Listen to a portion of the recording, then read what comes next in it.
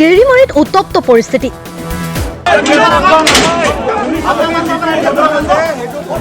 মঙলদৈ ৭ নং মোৱামাৰী জিলা পৰিষদৰ সমষ্টিত শান্তিপূৰ্ণ আৰু নিয়াৰিকৈ ভোটদান প্ৰক্ৰিয়া চলি থকাৰ মাজতে সংঘটিত হয় নিৰ্বাচনী হিংসা। বিজেপিৰ গুণ্ডামি চলিছে পঞ্চায়ত নিৰ্বাচনত। নিৰ্বাচনী নিয়ম ভংগ কৰি বিজেপিৰ সভাপতি মুকুন্দ ডেকাৰ গুণ্ডামি। ভোটদান প্ৰক্ৰিয়া চলি থকাৰ মাজতে 4:30 মান বজাত নিয়ম অনুসৰি ভোটকেন্দ্ৰৰ গেট বন্ধ কৰি দিয়ে।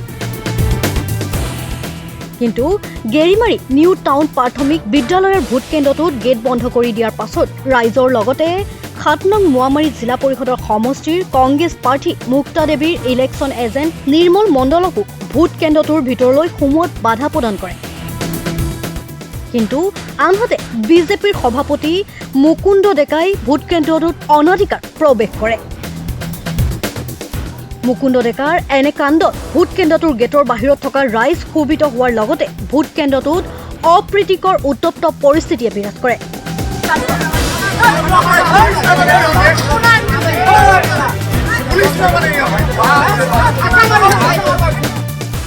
আৰু পৰিস্থিতি ইমানেই বেয়া হয় যে দৰং বিজেপিৰ সভাপতি মুকুন্দ ডেকাৰ প্ৰৱেশ কৰাক লৈ ৰাইজ জাঙুৰ খাই উঠে।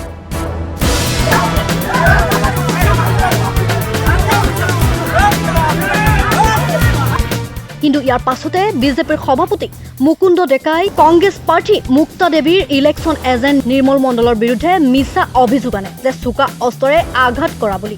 আচল ঘটনা কি শুনক নিৰ্মল মণ্ডলৰ মুখেৰে। নমস্কাৰ, মই নিৰ্মল মণ্ডল।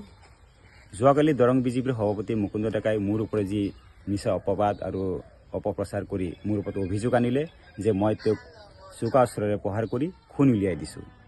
এই অভিযোগ সম্পূৰ্ণ মিছা আৰু ভিত্তিহীন। যদি মই তেওঁক চোকা অস্ত্ৰৰে প্ৰহাৰ কৰি খুন উলিয়াই দিছিলোঁ, সেই সময়ত পুলিচে আছিল, কিন্তু পুলিচে মোক তেতিয়া কিয় এৰেষ্ট নকৰিলে? যোৱাকালি নিউ টাউন প্ৰাথমিক বিদ্যালয় ভোটগ্ৰহণ কেন্দ্ৰত আবেলি 4:30 বজাৰ পিছত মই তাতে আছিলোঁ আৰু দেখা পাইছিলোঁ যে বহুত ৰাইজ গেটৰ বাহিৰত আছে। আৰু মই গেটত থকা আৰক্ষীজনক সুধিছিলোঁ ৰাইজখিনিক ভোট প্ৰদান কৰিবলৈ যাবলৈ দিয়ক, আৰু তেওঁ মোক কৈছিলে যে নাই, গেট বন্ধ আছে আৰু কাকো যাব দিয়া নাই। কিন্তু কিছু সময় পিছত মুকুন্দ ডেকা দৰং বিজেপিৰ সভাপতিজনে আহি তেওঁৰ লগত একদল মানুহলৈ ডাইৰেক্ট সোমাই যায়, আৰু সোমাই যাওঁতে আমাৰ স্থানীয় ৰাইজখিনি উত্তেজিত হৈ যায়। সেনেকুৱা পৰিৱেশত মই পুলিচজনক সুধিলোঁ যে আমাক যে যাবলৈ নিদিলে, তেওঁক কিয় যাবলৈ দিলে? হয়তো তেওঁক বাহিৰত উলিয়াই দিয়ক, নতুবা আমাক সোমাবলৈ দিয়ক। কিন্তু পুলিচে তেতিয়া তেওঁক বাহিৰত উলিয়াই দিয়ে আৰু তেওঁ বাহিৰত আহিয়ে মোক ডাইৰেক্ট প্ৰহাৰ কৰে, আৰু তেতিয়া স্থানীয় ৰাইজসকল আৰু উত্তেজিত হৈ যায়। কিছু ঘণ্টাৰ পিছত আমাৰ ঘৰত আৰক্ষী যায়। ময়ো এখন এজাহাৰ দিছোঁ, ৰাইজ মোৰ লগত আছে। পুলিচে ইয়াৰ উচিত তদন্ত কৰি মোক ন্যায় দিব বুলি মই আশাবাদী।